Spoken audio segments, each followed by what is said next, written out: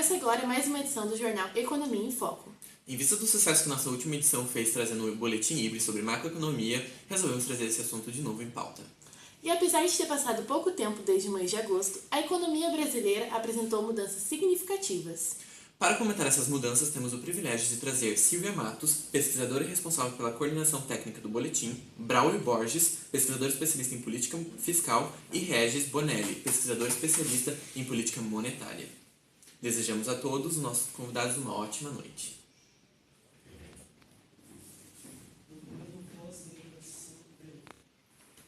Temos noticiado que o mês de setembro foi marcado pelo otimismo da população quanto à retomada do crescimento econômico, o que tem surtido bons resultados no mercado financeiro e nas demais variáveis macroeconômicas, como o consumo e o investimento.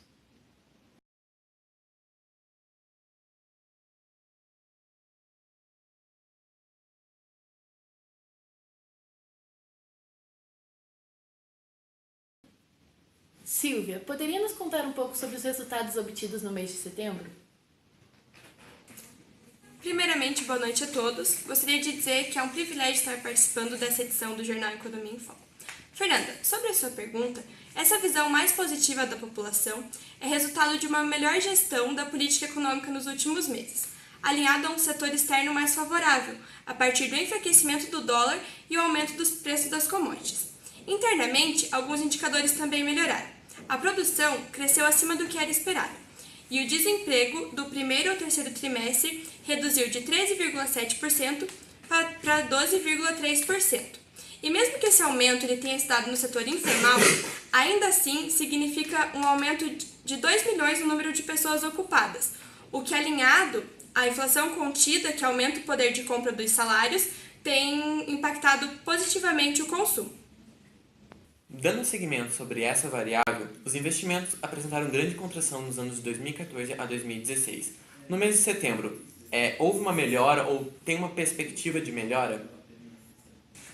Bom, de modo geral, a produção industrial tem apresentado sinais de recuperação, e até mesmo o setor de serviços. Também ocorreu uma alta na produção de bens de capital e na importação de bens de capital. E esse aumento na produção indica que o investimento começa a dar sinais de vida. Silvia, com esses resultados positivos, podemos considerar que o Brasil engrenou de vez em um processo de retomada do crescimento? Expectativas positivas ajudam muito, mas não resolvem tudo. O Brasil precisa de fundamentos econômicos sólidos. O ajuste das contas públicas é um pré-requisito para a retomada do crescimento. A Previdência também precisa passar por uma reestruturação e os gastos públicos precisam ser reavaliados. Do contrário, continuaremos a vivenciar ciclos econômicos curtos de otimismo que geram novas crises. E quanto ao mês de outubro, quais são as conclusões das pesquisas realizadas pelo IBRE? A princípio, os resultados de setembro se mantiveram.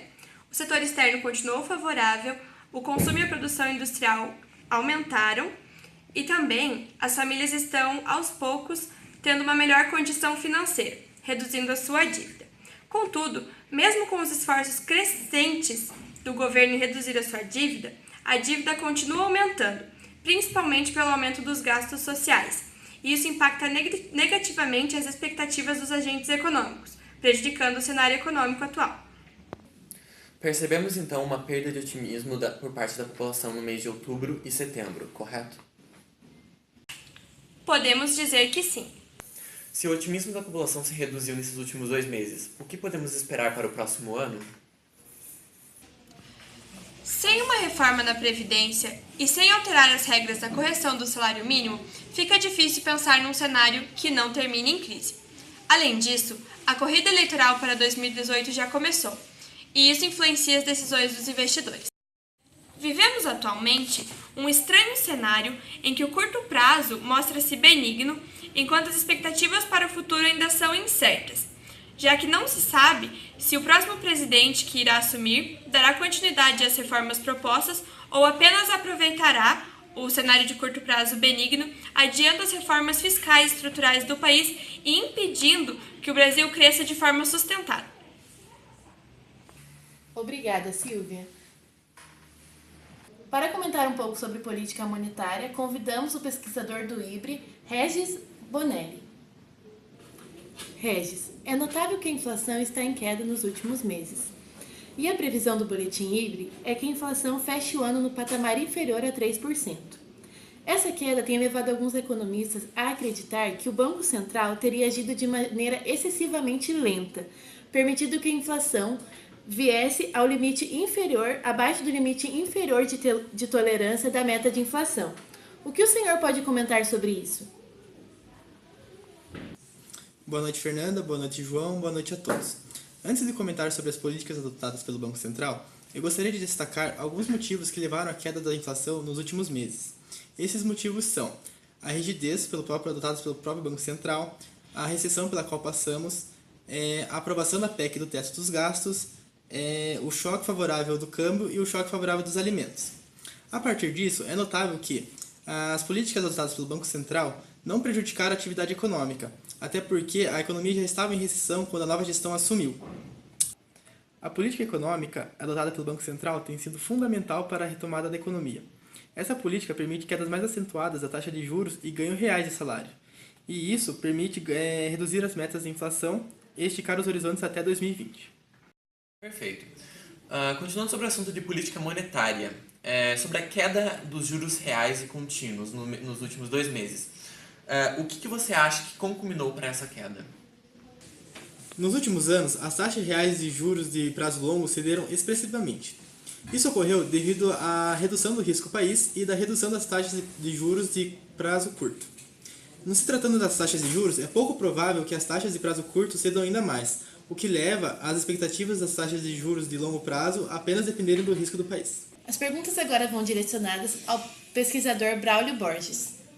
Braulio, em relação à política fiscal, o déficit nominal do governo, até julho, consolidou no acúmulo de 12 meses de mais ou menos 9,35% do PIB, dos quais 2,66% derivaram do resultado primário e 6,69% dos juros nominais. Tendo em vista que os juros nominais sofreram forte redução nos últimos meses, qual o impacto ocasionado no ritmo de crescimento da dívida? Boa noite a todos. Depois do pico apresentado em janeiro de 2016, que chegou a quase 9% do PIB, os juros nominais em 1 ano e meio diminuíram 2,3 pontos percentuais do produto. Essa diminuição tende a reduzir o crescimento da dívida pública, mas não é o necessário para estabilizá-la. O resultado primário tende a continuar deficitário pelos próximos anos, o que gera novas pressões para reformas que visem resolver esse problema. O campo fiscal tem estado repleto de notícias negativas. Uma dessas notícias é o próprio juros nominais. No ano passado, o governo decidiu tirar todo o crédito do BNDES que ele tinha. Esse ano passado já recolheu 100 bilhões de crédito do BNDES. Esse ano recolheu 50 bilhões.